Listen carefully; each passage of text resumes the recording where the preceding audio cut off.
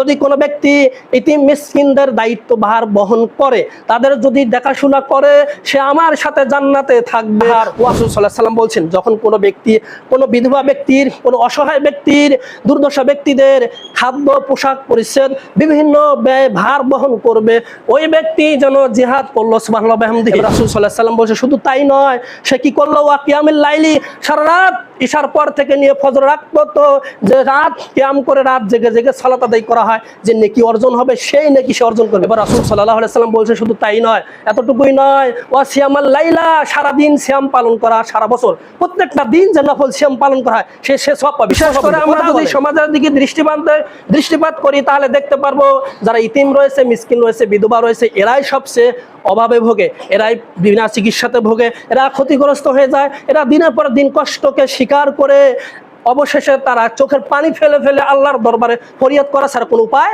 থাকে না। এই সব ব্যক্তিদের লোকের পাশে দাঁড়াতে হবে। রাসূল সাল্লাল্লাহু আলাইহি সাল্লাম বলছেন, বুখারী মুসলিম বর্ণনা, আনা ওয়াকিফুল ইয়াতিমি আলাল জান্নাহ, যদি কোনো ব্যক্তি ইতিম মিসকিনদের দায়িত্বভার বহন করে, তাদের যদি দেখাশোনা করে, সে আমার সাথে জান্নাতে থাকবে। ওয়া আশরাবি আসবাই ওয়া শরাবিল আসবাতি ওয়া সাব্বাতিল উস্তা, শুধু জান্নাতেই থাকবে না, সে আমার সাথে জান্নাতে থাকবে।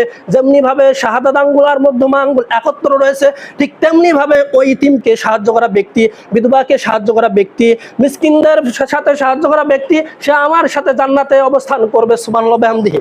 জান্নাত শুধু নয়, ভালো অবস্থানে।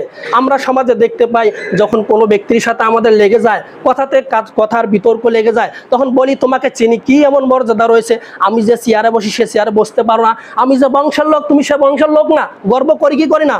গর্ব প্রকাশ করি, তার প্রতি আমরা ক্ষোভ প্রকাশ করি। তেমনিভাবে রাসূল সাল্লাল্লাহু আলাইহি সাল্লামের সাথে জান্নাতে থাকা ছোটখাটো বিষয় না, জান্নাতে তো থাকবে। কার সাথে? রাসূলুল্লাহ সাল্লাল্লাহু আলাইহি সাল্লামের সাথে জান্নাতে থাকবে। রাসূলুল্লাহ সাল্লাল্লাহু আলাইহি সাল্লাম কি ছোট জান্নাতে থাকবেন? বড় জান্নাতে থাকবে, জান্নাতুল ফেরদাউস, সেই জান্নাতুল ফেরদাউসে থাকবে। এই জন্যই সেই ব্যক্তির জন্য এটা অহংকারের পথ। রাসূল সাল্লাল্লাহু আলাইহি সাল্লাম বলছেন, যে ইতিমদের লালন পালনের দায়িত্ব নেবে, ওই ব্যক্তি আমার সাথে জান্নাতে থাকবে। যেমনিভাবে দুটি আঙ্গুল রয়েছে, ঠিক তেমনিভাবে সুবহানাল্লাহ বিহামদিহি। এজন্যই ইতিমদেরকে লালন পালনের দায়িত্ব বিভিন্নভাবে নেওয়া যেতে পারে। এক পার্মানেন্ট সারাটা বছর যতদিন না সে বাসা বালক হয়েছে, একটা পর্যাপ্ত জায়গায় পৌঁছে দিতে না পারছেন, ততদিন পর্যন্ত আপনি ব্যাপকভাবে অর্থ বহন করে তাকে আপনি স্বাবলম্বী করতে পারেন। আর পার্মানেন্ট না করে আপনি ক্ষণিক সময়ে আপনার যখন অর্থ যোগান আসে, যখন আপনার শক্তি সামর্থ্য আসে, তখনই তাকে সাহায্য সহযোগিতা করা। ইতিম বালক বালিকা, তোমার কি খাদ্য আছে? নেই, নাও খাদ্য। তোমার কি পোশাক আছে? নেই, নাও পোশাক। তোমার কি চিকিৎসার জন্য টাকা আছে? নেই, নাও টাকা। তোমার কি পড়তে সমস্যা? নাও টাকা, পড়ো। এভাবে বিভিন্নভাবে সাহায্য সহযোগিতা করতে হবে। যদি আমরা মনে করি না জাকাতের টাকা দিয়ে ইতিমকে মিটিয়ে দেবো, শুধু বছরের ফসল হবে একটু, সেখান থেকে ইতিমকে দিয়ে দেবো, না, সার্বক্ষণিকভাবে ইতিমদের পাশে দাঁড়াতে হবে, সার্বক্ষণিকভাবে দৃষ্টি রাখতে হবে। যদি না রাখি, তাহলে এর জন্য রাসূল সাল্লাল্লাহু আলাইহি সাল্লামের অনেকগুলো বাণী রয়েছে, আল্লাহ সাল্লাল্লাহু অনেকগুলো বাণী রয়েছে। অধিকার থেকে আমরা বঞ্চিত করলাম।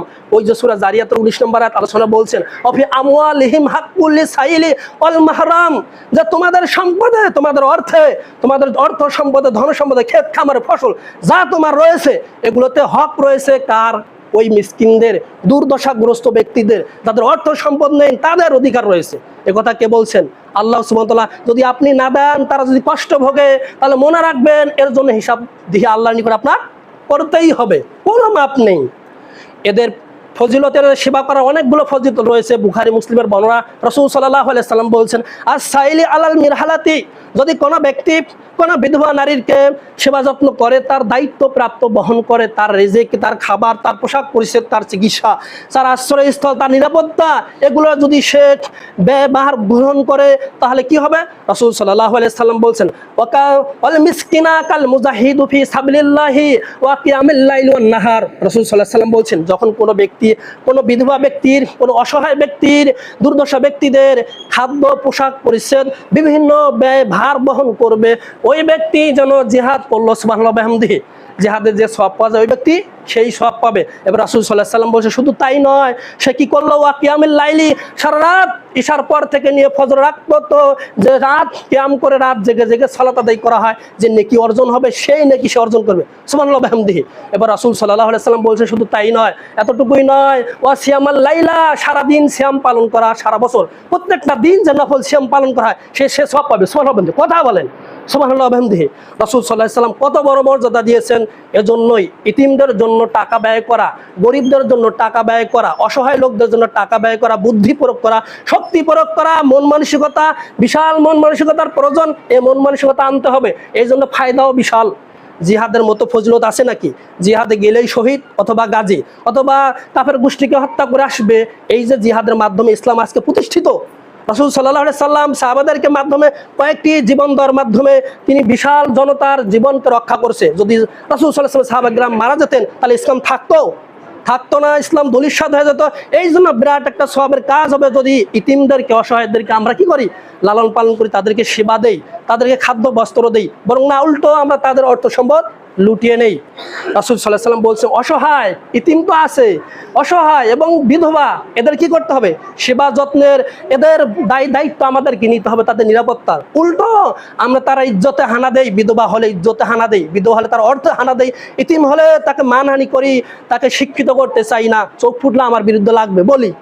ইতিম হলে তাকে আমরা ভালো পোশাক পরিচ্ছদ দেই না, ভালো পদঘাট দেই না, ভালো পোশাক, ভালো করুক, ভালো চাকরি অন্বেষণ করুক, এগুলো আমরা সহ্য করতে পারি না। বলে থাকি সমাজের প্রবাদ বাক্য যে কি, পোষা পাখি ঠোকর দেয়। এই কথা ইসলাম সাপোর্ট করে না।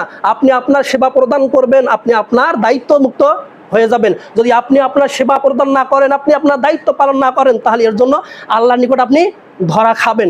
এর জন্য আপনাকে সর্ব অবস্থায় মানুষের সেবা করতে হবে।